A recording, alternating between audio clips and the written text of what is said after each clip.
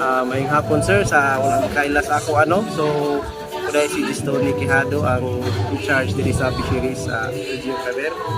So kaning pagpangapod-apod na to mga bangka no. So usa ni siya sa priority agenda sa ato ang lungsod sa Claver nga ipangunuhan sa atong Mayor Honorable George Duterte na iyahang gitagag pagtagad ang atong mga mangingisda. So sa karong adlaw aduna kitay 25 units nga 23 footer nga fiberglass boat. Aduna sad kitay 6 units nga 27 footer fiberglass boat. Kauban na ani ang mga makina, mga accessories atong ipanghatag sa mga mananagat. So aduna sad kitay gigahin nga 3 ka units para sa mga bantay dagat. So aduna sad kitay 1 ka unit nga suporta nato sa Philippine Coast Guard sa pagbantay sa atong kadagatan. Sir, kini bang pila ka barangay ang makadawat niini para base sa inyo ang kuan?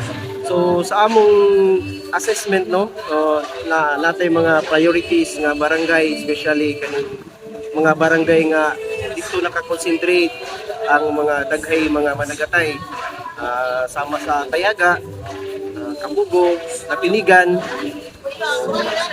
tayo sa Orbistondo. Muna atong gitanaw nga matabangan sila kay sa kuan pa mura gyud ilang pangita no. Manginawtan ani nga improve ang ilang pagpanginabuhi. At least di man sila madato siguro ani nga intervention, at least katabang ni pagpaeskwela sa ilang mga anak o pang adlaw-adlaw na ilang panginahanglan. Sir, pili kinatibok ang kantidad ni inin ijo tag pag-apod-apod? So mga more than 3 million no, nga sa mga 3.1 million ni ato ang ipangapod-apod karon. So kani siya nga mga bangka igo na lang mo assemble ang beneficiary ani.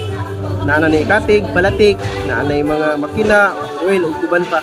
So igo na lang gid sila mo assemble o mo drive sa mga Sir, may posibilidad ba nga naapay laing ipahigayon ni dyan na pagpangapod-apod ining mga sama ni ini, ng mga sakyanan?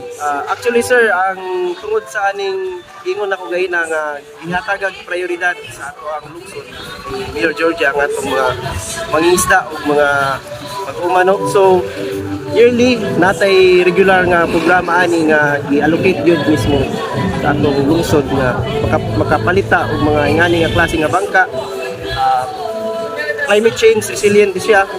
So fiberglass boat isag mga bagyo o sa pa na diha dili ni basta-basta maguba, madunod or mabuslot. So og ang maintenance ani gamay ra ay dili na sige magpuli og ganang mga plywood bato mga traditional nga bangka nga sige puli og plywood pintalan. So kani dili na. So malesen ang maintenance sa atong mga mananagatay. So sagol-sagol ni sila karon sir, sagol-sagol ni na mga barangay. Yes sir. Sagol-sagol ni. Sa karon na tuig sir, mauni sila ang mga beneficiaries. Yes sir. Sir, unsa may imong laing mensahe ngadto sa tanang mga Clavernon? So ang atong mga Clavernon no, so ako lang i-sulti nga ang LGU padayon sa paglantaw, paghimog mga programa nga makapalambo sa panginabuhi dili lamang sa mga mananagat kundi pati sa mga mag-uuma kay kami sa Agriculture Office padayon ang pagsuporta ang programa sa ni Mayor Georgia kamo ang ihatagan og usa nga prioridad.